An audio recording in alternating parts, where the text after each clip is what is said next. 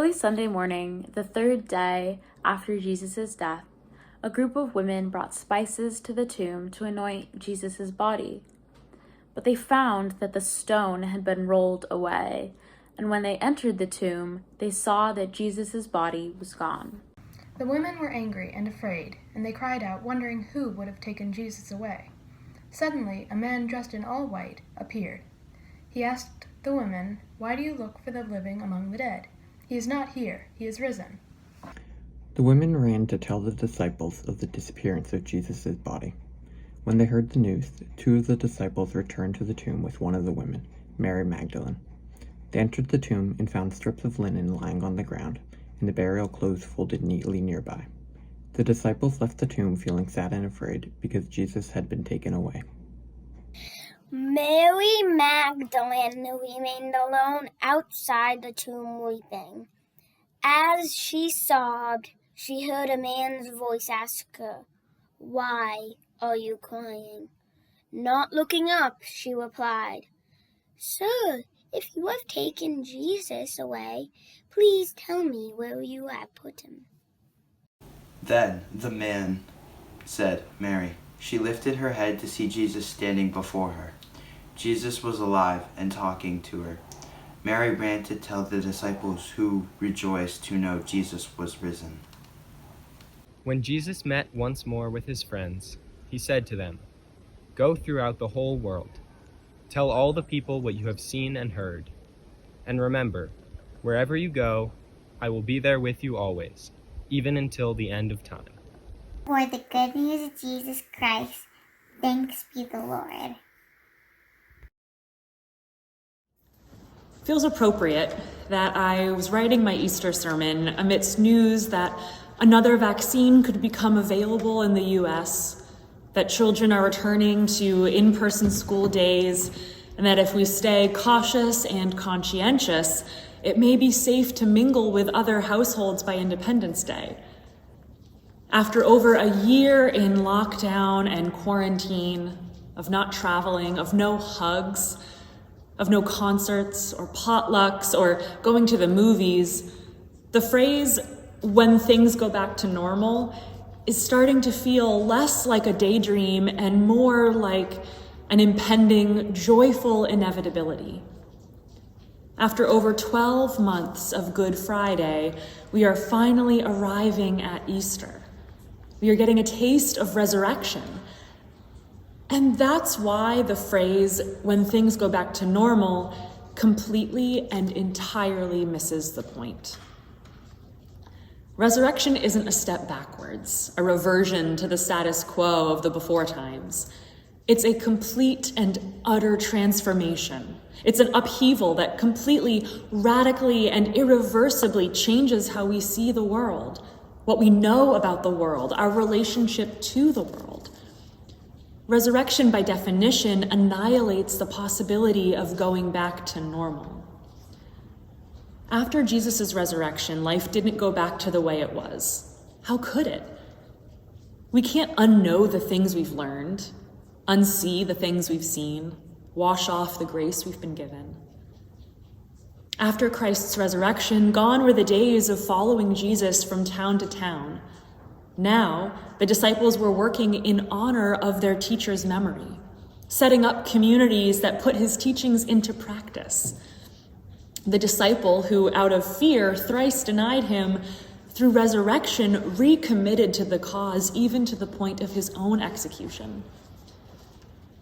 Resurrection isn't returning to old life as it was, because that life is gone. Resurrection can only come after death. There was an organist, I believe in the Methodist denomination, who got in trouble with leadership after playing a riff of the Bee Gees' "Staying Alive" during their Easter service. He wasn't in trouble for the act of going rogue, however. He was in trouble for the theology of his joke, because staying alive implies that Jesus never died, and yet, without death, there could be no resurrection, no Easter. We cannot escape the death of our former ways of living, our former ways of thinking and relating. We cannot escape our natural deaths.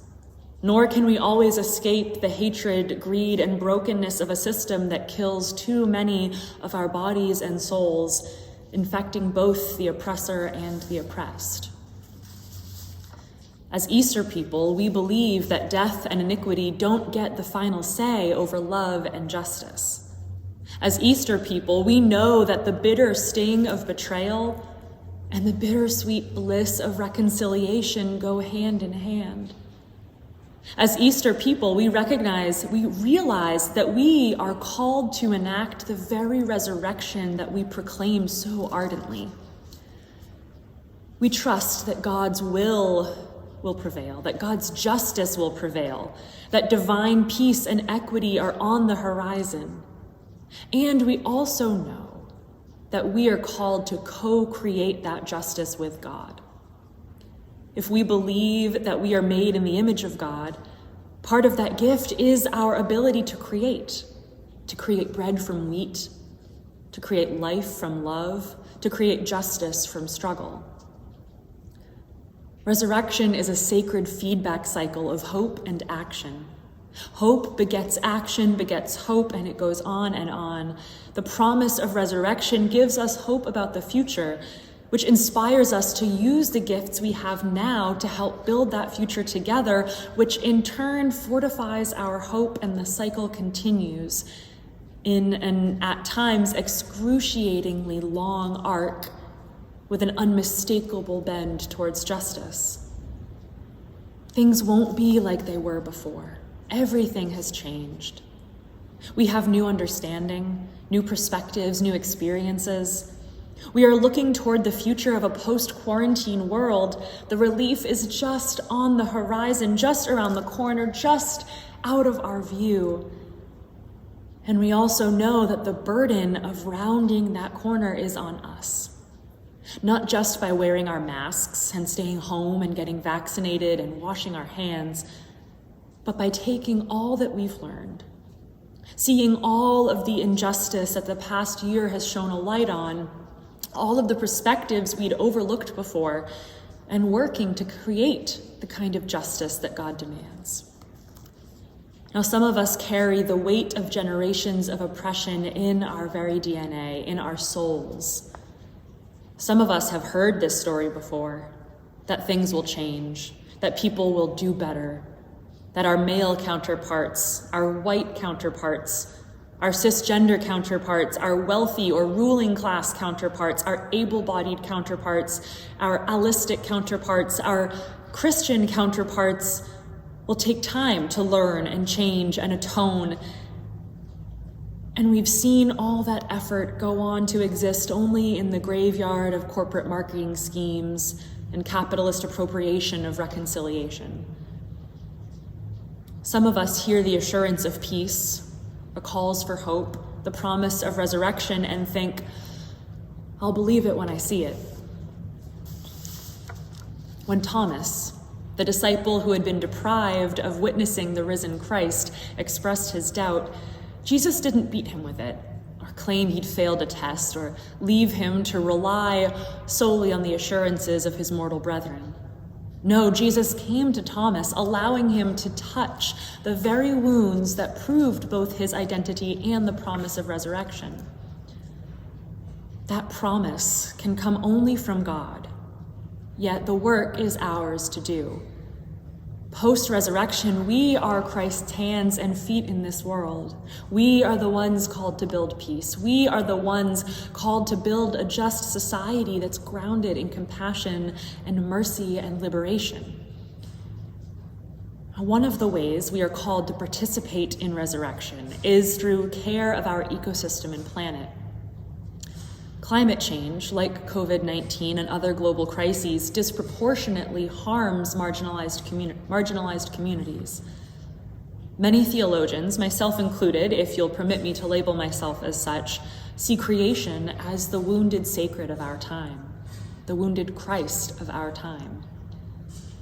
Working to resurrect the climate means taking a brave look at the ways that we benefit from lifestyles, amenities, products, and habits that have wounded creation, denying its goodness, and it means joyfully recommitting ourselves to being Easter people, ushering in God's promise of resurrection by our own deeds, generating the hope needed to fuel our continued action. This season of Lent, our church school families embarked on a challenge to find as many ways to save water over the course of the day as possible. Some shortened their showers and collected the water in a bucket while it warmed up. Some used leftover water from dog bowls to water their plants. Still others forewent the pre-rinse cycle of the dishwasher and scraped the scraps off of their plates instead. Some fixed leaky pipes, others reused pasta water to boil and steam their veggies.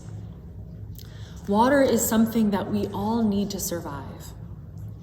It can be a life-giving resource and a tool of oppression when access to clean water is restricted or neglected.